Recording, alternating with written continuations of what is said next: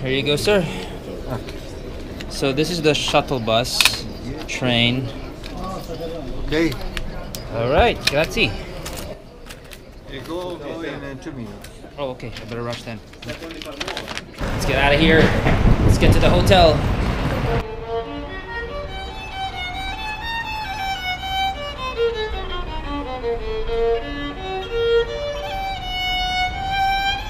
Turin.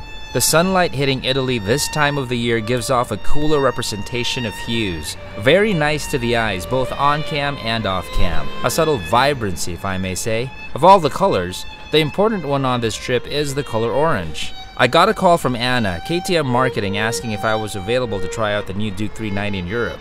Of course I was available. Perfect. You know, I speak Italian. Yeah. Spaghetti, fettuccine, bolognese. Okay, let's get to it. Now let me begin by telling you what is essentially the same with the old 390. It's the engine and wheels. That's about it. The tank is now steel. It's bigger and can hold an extra 2.4 liters of fuel. We also now have a TFT display, which is usually found in higher end models, so this is definitely a plus. You can also link your phones and Bluetooth gadgets to it. Pretty cool, huh? Also in the dash is a window that lets you decide between the 3 different levels of ABS on the fly. Now, speaking of brakes, there's a larger 320mm rotor now at the front, with an improved master cylinder. Braking now is much more compelling and sure. The subframe is now bolt-on as opposed to welded. This is good if you're into customizing, and also in the unfortunate event of an accident, you don't need to change the entire frame, you just gotta change what's damaged. LED lights all the way. Now look at that headlight. It's beautiful! Look at it again. The new Duke is now Euro 4 ready. It's breathing cleaner now. They redesigned the exhaust and catalytic converter. It's also got a larger airbox and a retuned fuel map. Yep, even the suspension they improved on. The new Duke 390 now also has ride-by-wire, and this, alongside the new tuning of the engine, spells all the difference in terms of response. It's totally different with this bike. I'm telling you, they packed this bike really good. The wheelbase is now shorter by 10mm and the trail by 5mm, while the steering head angle remains the same. Riding position with the new Duke 390 is different. Compared to the older Duke, seat height is now taller by an inch, 32.7 inches compared to the older spec of 31.5. What's also higher are the foot pegs, in a position I would call upright aggressive. It's situated more to the rear. Now I'm 6 feet, and as you can see, my legs are more snug with a tank. For my body specs, I just fit here better. I also found the seat to be more comfortable than the old Duke, being now that it's wider at the back and tapering off at the front. So your ass will be smiling with this seat more.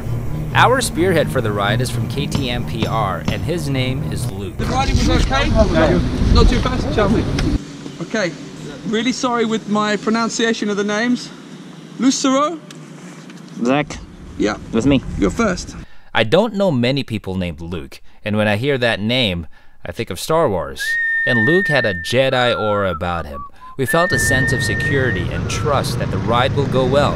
And when he started doing wheelies and stoplight to stoplight sprints, I'm like, ah, it's that type of ride, eh? The force is strong with Luke.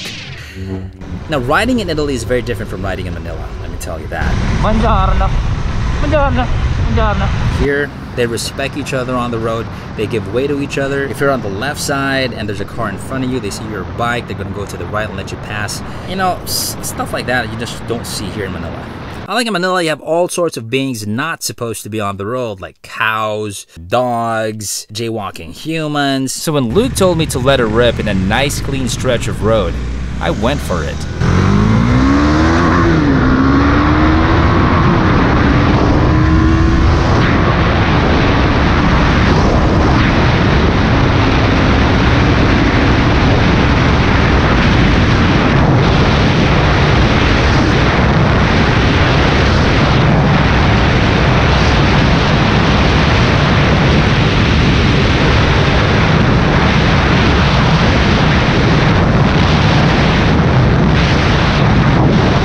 Top speed, I got about 150.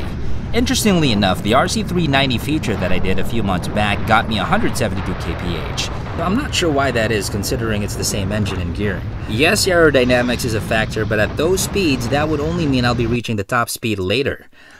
Up in the Alps, we hug them corners tight.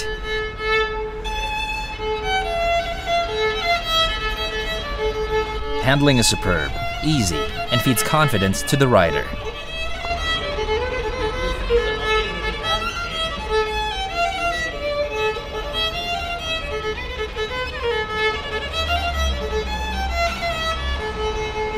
The new Duke 390 is definitely a fun bike to be on. You got lots of usable power for the urban terrain and enough oomph to make highway runs stimulating. This is almost a completely new bike, as you can see. I mean, you might think to stick with the old one and mod it to this level, but that's gonna cost you big. I mean, the improvements in the new Duke 390 is just a huge leap. One thing though that I did notice in this ride alongside the other journalists is that the aux fan just kept on going and going and going. I mean, it would just turn on every so often. April in the Alps is pretty cold. Well, at least for my Pinoy ass. My nipples are hard! So to hear this fan click on every so often just made me scratch my head. We weren't even in bad traffic, so you can imagine Manila heat, right? It should be an easy workaround though. I mean, they just gotta adjust the sensor or something. Overall, KTM has a very strong contender in this segment. All the goodies coming out of this little bike just screams value. 268,000 bucks, folks. It'll do anything for you. Daily commuter? Check. Highway runs? Check. You want to grab those corners? No problem. This should please you for years. Good for KTM, because they need to buy some time to figure out how to beat what they just unleashed. The new Duke 390. It's a hell of a good bike. Hi there. I was wondering if you can help me out. Where can I get some really good cheese? I heard there's a supermarket here nearby. It's really good. I think you can find a really good cheese in Lingotto. That is over there. What kind of cheese do you recommend that I get? Oh, my favorite kind of cheese is burrata. Burrata? Yes. Oh, okay. In the Philippines, when we're angry, we're burrata. You know, like we say nakakaburrata. Yeah. Yes.